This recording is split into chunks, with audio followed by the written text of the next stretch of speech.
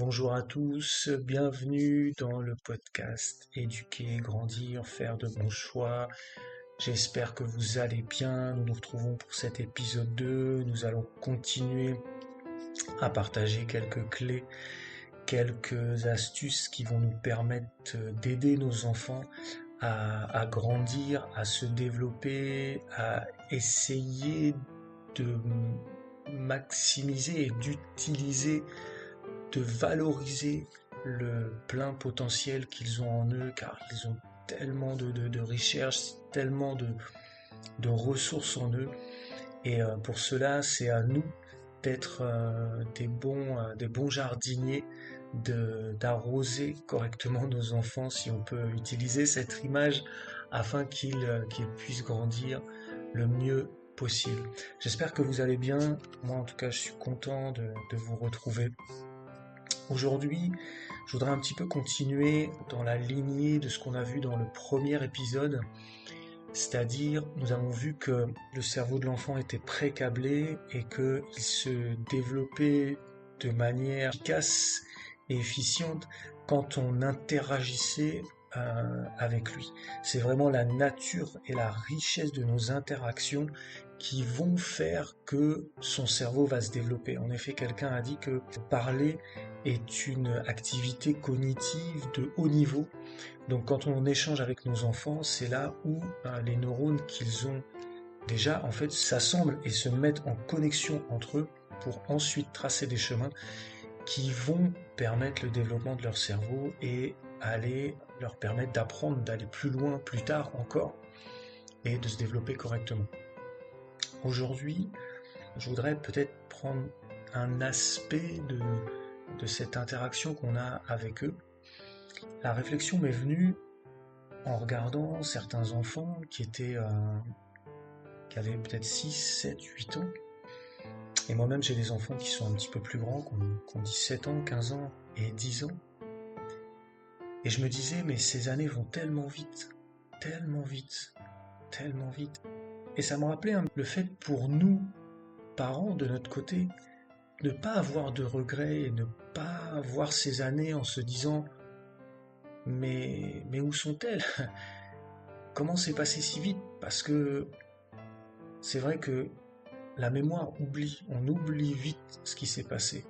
Souvent, on garde en mémoire que les moments exceptionnels ou les moments émotionnels forts ou les choses qui ont sorti de l'ordinaire, mais on oublie toutes ces petites choses du quotidien. Et la réflexion qui est née, et ça va nous nourrir et ça va les nourrir aussi, c'est comment faire pour ne pas avoir de regrets. Eh bien, je crois que c'est simplement de décider d'être là. Dans les moments que je partage avec eux, c'est de décider d'être présent, c'est-à-dire que si l'enfant est là avec moi et que je partage quelque chose avec lui, eh bien c'est d'être présent, c'est de ne pas être distrait, de ne pas être ailleurs dans mes pensées, c'est de ne pas être occupé avec le téléphone, de ne pas faire plusieurs choses en même temps. C'est vrai, il y en a qui ont cette capacité-là, mais je crois que au moment où nous décidons d'être avec les enfants, je prends l'exemple, les moments d'échange quand nous sommes à table, eh bien, je décide d'être là pleinement pendant ces moments. Je décide de les écouter, je décide de leur répondre, je décide de leur donner mon attention. Quand je suis avec eux en train de faire une activité, si je fais un jeu, si je fais quelque chose, si je suis en voiture avec eux, eh bien, je vais décider d'être pleinement ici. Pleinement ici, parce qu'il y a tellement de distracteurs, il y a les soucis qui peuvent nous accaparer, il y a certaines pensées qui peuvent nous troubler, nous emmener à droite et à gauche, mais ça c'est un choix et c'est une décision, c'est de se dire, ok, les moments où j'ai décidé d'être avec mes enfants, les moments où je suis avec eux, je décide d'être là. Bien sûr, il n'y aura pas toujours, c'est pas tout le temps les moments, il y a des moments où on peut être dans la même pièce et je décide de lire mon livre, ou je décide de répondre à un message, ou je décide de faire quelque chose, et puis peut-être l'enfant est en train de jouer, des choses comme ça. Bon, non, c'est ces moments où je suis en interaction avec lui, je décide d'être présent. Et je crois que ça, c'est quelque chose qui peut nous aider, nous, en nous disant, waouh, peut-être que le temps passe vite, ou j'ai l'impression qu'il passe vite, mais quand j'étais avec mes enfants, j'étais là. J'étais là, j'étais présent. Et ça, c'est tellement une valeur incroyable pour eux, en fait. Pour eux, pour leur construction. Alors déjà, c'est vrai qu'on a vu que on avait besoin d'interaction, que eux, ils en avaient besoin pour se construire, ça c'est clair. Mais l'effet inverse est très délétère. C'est-à-dire que un parent peut être présent dans la maison, mais il peut être physiquement là, mais tout le temps absent, soit à ses activités, soit à son téléphone, soit perdu dans ses pensées. Et là, c'est vraiment délétère. C'est peut-être, je ne sais pas si c'est pire ou pas qu'un enfant, un parent qui n'est pas présent dans la maison, mais c'est autant de blessures. Ça peut aller loin si vraiment le parent, il est là physiquement, mais qu'il est jamais en interaction. Donc, le point, c'est quoi? C'est de décider, quand je suis avec eux, d'être là. Je décide que non, peut-être qu'il y a des soucis, peut-être qu'il y a des choses, mais c'est pas grave. Je choisis mes pensées, je choisis d'être disponible pour eux, parce que je veux leur donner le meilleur.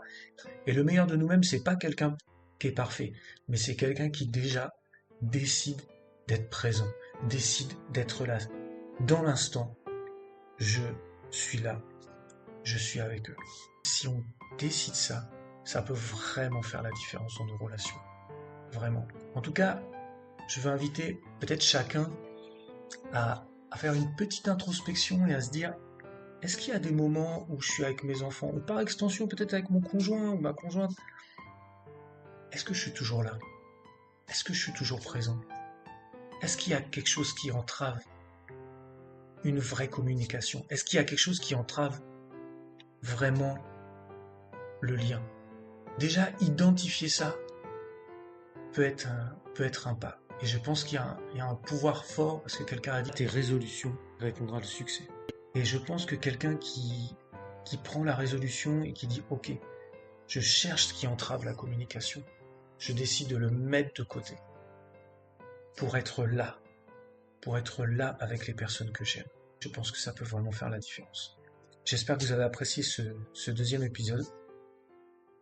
Je vous dis à bientôt pour une prochaine suite.